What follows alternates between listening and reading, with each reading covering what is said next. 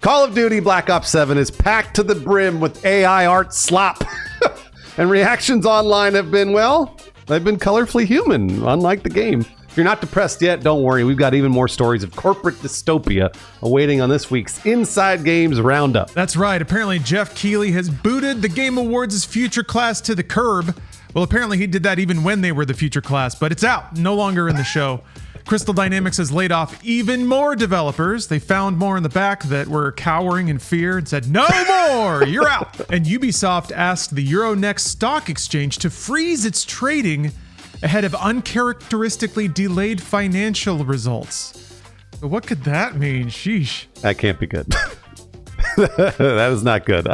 There is one ray of hope, though. The UK Parliament is already looking into Rockstar Games' abrupt firing of dozens of employees last week.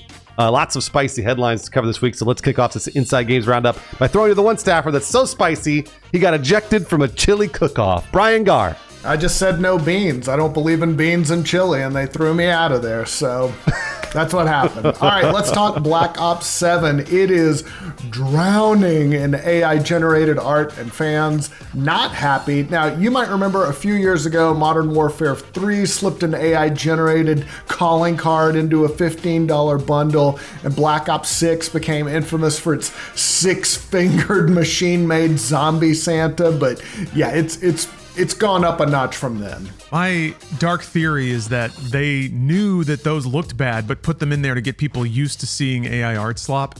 And here we are with Black Ops 7 apparently cranking up that slop machine as high as it'll go. According to players sharing examples online, the game is just packed with generative artwork, including AI posters scattered around levels, smeared assets, and calling cards covered in that weirdly familiar AI piss filter, AI urine filter that everybody's been making fun of. And everything's just like kind of shiny and weird. Yeah, it looks like garbage. Fans say dozens of Black Ops 7's calling cards are AI generated instead of being made by human artists. Lots of them use the same Studio Ghibli aesthetic that went viral online last year. One card in particular, Reeled In, shows a knight reeling in a fish that's eating his helmet. Yeah, but it does not stop there. Rewards tied to the game's toughest challenges, the real badges of honor, also rely on AI art. Even the prestige icons also exhibit signs of generative tools like overdone lines, smeared details, and inconsistent design. Yeah, as we alluded to, the reaction was not kind, but who cares? Computers don't have feelings. Yeah, fucking be mean. Reddit user Durzel said, quote, Lamal, that screenshot looks like it's straight out of a shovelware mobile game. Cool Beans 117 summed it up perfectly, writing, High fantasy Studio Ghibli is exactly what comes to mind when I think of Call of Duty. Goes perfectly with the Nicki Minaj and Seth Rogen skins. God, these guys have lost a fucking plot. Meanwhile, while the game has a respectable 84 on Metacritic, its campaign mode is getting blasted by some critics. Polygon said the campaign, quote, forgets everything that made its predecessor great and called it a slapdash attempt that falls at almost every hurdle. Hey, tune in to Lawrence and I stream. We're going to stream the campaign today. I can't wait. They're trying something new. That's about all I can say. We'll see how it turns out. Yeah. Speaking of seeing how it turns out, apparently the Game Awards Future Stars program didn't turn out all so great. Just kind of disappointed everyone involved. The Game Awards Future Class program, which was once pitched as a showcase of the quote, bright, bold, and inclusive future of game development, we're done with that. Yeah, the program was announced in 2020 and highlighted 50 rising creators each year. And that kind of visibility was huge considering the Game Awards is basically the video game Oscars. So you're talking about if you're one of those people, networking opportunities, exposure, that's a massive boost. And now all those people are rich and famous and huge game developer. Wait, no, that's not true. It's now been 2 years without a new group inducted. And organizer Emily Weir said there are no active programming plans, which means I think it's dead for this year for the Game Awards. But DEI points are worth more than ever these days. I can't understand it. Here's the problem, though. Those who were inducted when the program was active said the program had problems from the start, including disorganized meetups, Very little direct support and events that felt more like marketing than mentorship. Yeah, some said they were stuck behind camera risers during the ceremony. Others complained about being left out of meetups with bigger industry figures. Basically, they were like, Jeff and all the VIPs would be in one thing, and then we were literally just getting Starbucks by ourselves. Jeff and Ninja hanging out with the Muppets, and then Totally. the future class hiding in the bleachers. Oh, man. Producer Diana Laura, who was part of the first future class, said, quote, "We were effectively props." I don't want to be cynical, but that's what I was thinking watching the show as well. It's unfortunate that it turned out that way. I hate it when cynicism is verified. Apparently, tensions there really spiked in 2023 when more than 70 members of the group signed an open letter asking the show to read a statement supporting Palestine and calling for a ceasefire. That was ignored or just not acknowledged at all. Yeah, members of the group later met with Jeff Keighley and Weir to offer suggestions on improving the program, but several later said that Keighley appeared frustrated, and one said he even seemed incensed. I don't know that I've ever seen Jeff Keighley incensed. Soon after that, the program stopped and the future class page was removed from the Game Awards website. Accessibility consultant Steve Saylor said, quote, "It's sad that we are part of something great that has amazing people that was left by the wayside." Are you telling me they just jumped on a popular trend during the DEI protests of 2020 and now just abandoned it? I'm flabbergasted. Anyway, let's go over to the UK, and Rockstar's abrupt firing of 31 employees has now reached the UK Parliament, with one member of Parliament saying several of her constituents were among those let go from Rockstar's Edinburgh office. Oh my gosh, an elected official actually acting on behalf of their constituents? Can it be real? Oh man. We can look to Europe for a dream of how the system ought to work, sure. MP Christine Yardine posted on Blue Sky, quote, "I urged ministers to support workers who have lost their jobs and to stop this from happening again."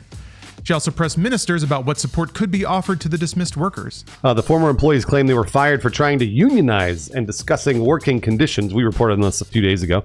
Rockstar says this dismissed them for gross misconduct, accusing them of sharing confidential information.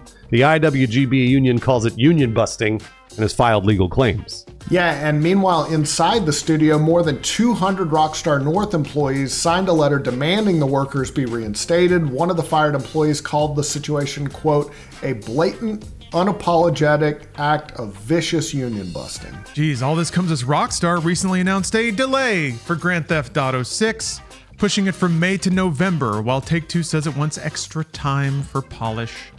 I guess they'll need a little extra time too if they're chucking out all their employees. Yeah, this wouldn't seem like the time you staff down. Like they're in the thick of it. But Brian, they were talking about salaries or something. We got to get rid of them for talking about salaries. They wanted a bathroom break every day. We can't have that. All right, and in a possibly troubling sign, Ubisoft hit pause on its financials Thursday, announcing it's announcing its half-year earnings. Yikes. And did somebody just sleep through an alarm, or is something very serious happening? Who knows? The company asked the stock exchange Euronext to suspend trading of its shares and bonds starting Friday. The freeze will stay in place until the delayed results are published, quote, "in the coming days." They don't even have a date. Oh my God. Oh, and the company also pulled the plug on its scheduled investor call. They're going to start getting sued in a minute. Ooh, this is scary. Yeah, this is really weird. This has been going on for a few days now, which is kind of unheard of, at least from what I know. In an internal memo, CFO Frederic Dugas told employees the suspension was meant to, quote, "limit unnecessary speculation and market volatility," when there was none, while Ubisoft takes, quote, "extra time to finalize the closing of the semester." They then declined further comment and ran away. Yeah, and if you've been following the news, this comes as Ubisoft continues a major restructuring. In July, they announced a new operating model, and earlier this year, they formed Vantage Studios to oversee, their big franchises, Assassin's Creed, Far Cry, and Rainbow Six. Yeah. What is it? Lifeboat Studios? We want to keep being executives so bad, don't make us stop. Yeah, it's been a rough year for the Ubisoft stock as well. Their shares are down 49% for the year. That makes sense. There hasn't really been a clear vision, a clear statement, any kind of clear leadership, or even, rewarding game performance. I just hope Massive gets out and makes games somewhere else. That's the jewel that deserves preserving here. Yeah, I've been saying this for a long time, especially after Star Wars Outlaws, because Massive made Star Wars Outlaws, but also Assassin's Creed Shadows is really good. The people that they have making games at Ubisoft are generally very, very good developers, and so I'm pretty sure, as usual, that the top 100 motherfuckers at the top of Ubisoft are fucking it all up for the rest of them. So hopefully all those people find jobs, and hopefully this isn't a Ubisoft collapsing type of thing. This feels like bad management, for sure. All right, moving on. Crystal Dynamics has announced its third round of layoffs this year. This time they cut 30 employees across various teams. I hate reading this stuff. The studio said the move is meant to optimize development of its upcoming Tomb Raider game and other future projects as industry conditions continue to shift. The developer thanked affected staff for their incredible talent and said it will offer support during the transition, like 2 weeks pay and a swift kick out the door. Here's information on how to get Cobra. Yeah. This follows earlier layoffs, an unspecified number of cuts in August, and 17 employees let go in March. So definitely a bummer. Dude, Cobra is psychological warfare. Have you just lost your job? Do you want to pay 8 times as much for health insurance? Yes. Here you go, buddy. Yeah. Chin up. All right, let's do a 5-second review. All right, I played Arc Raiders. I got it. I installed it. I did one run. I got blown to smithereens by some robot who got alerted to my presence. I logged out and uninstalled. That's my review. That sounds about right. Hopefully you got a refund, because we're not about paying for games here. Inside Games is on your side. Now, I ran these games down yesterday, but it's the weekend, deserves another rundown. I'll do it real quick, though. Immortals Phoenix Rising is free on Ubisoft Connect right now. That game's phenomenal. Really recommend it. Amazon Prime has Fallout 76, Another World 20th Anniversary Edition, Dark City Kiev, and Fort Solis. And Epic Games has 0 Hour, Scourgebringer, and Songs of Silence. A lot of variety, all free. Scoop them up while you can. And here's some video games you can actually buy coming out this week. First up, Demon School. It's a new style tactics RPG where motion equals action. Defeat big weirdos in between the human and demon worlds as Faye and her misfit companions while navigating university life on a mysterious island. It comes to PS5, PS4, Xbox Series, and Switch and PC on November 19th. Winter Survival is a story-driven survival game where trauma turns reality into a reflection of your breaking mind. Battle cold, hunger, hallucinations, and adapt to the wilderness as it adapts to you. It comes to PC November 19th. Demio Cross Dungeons and Dragons : Battle Marked. Wow, okay. This is a cooperative tactical RPG set in the D&D universe. Embark on a fantasy tabletop adventure, your quest, on your schedule. What even is this? This comes to PC on November 20th. Ask Brian. Brian, what is it? Like a D&D thing that's looks like kind of a Final Fantasy Tactics, I think. There, that's why. Because I knew there was a reason Brian put it in. It's because he loves those types of games. It looks like there's cards too. It's got cards, baby. Up next, Cryophobia. Trapped in the depths of a frozen Soviet bunker, geophysicist Anna must survive deadly cold, horrifying abominations, and the trauma of a buried past. A third-person survival horror blending psychological storytelling with hand-drawn static cameras. Comes to PC on November 20th. Neon Inferno, New York City, 2055, a city beyond salvation. Blast your way through this dense cyberpunk jungle in Neon Inferno, an explosive fusion of 2D run and gun and gallery shooter, and help the family dominate its streets. Comes to PS5, PS4, Xbox Series X and S, Xbox One and Switch, and PC, November 20th. I played that a little bit. Neon Inferno rips. It's awesome. I've also just been on a Contra kick lately, so it's awesome though. It's rad. All right. Speaking of the classics, R-Type Delta HD Boosted. Your nightmares now in high definition. R-Type Delta HD Boosted brings back the dark, iconic shooter with modern enhancements, new music, razor-sharp graphics, and all the intensity you remember. Because we all remember R-Type Delta HD Boosted. Comes to PS5, PS4, Xbox Series X and X, Xbox One, Switch, PC on November 20th. These titles are so long. Holy hell.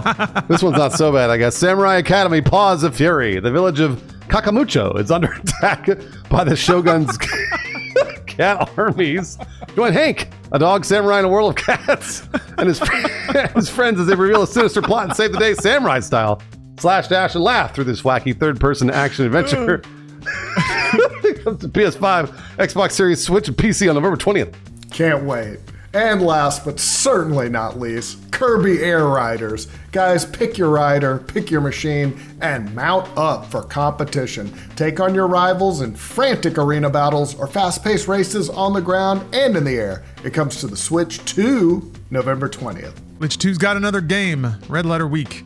Hey, thank you very much for watching this Inside Games Roundup. We really love making this show.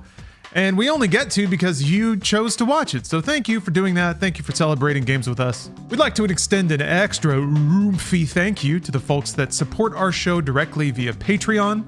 That'd be John Warren Gallardi, Jack Willis, and Dreamweaver. You've certainly woven a dream for us. Check out our Patreon if you have a chance. I post a free meme every day. Free memes.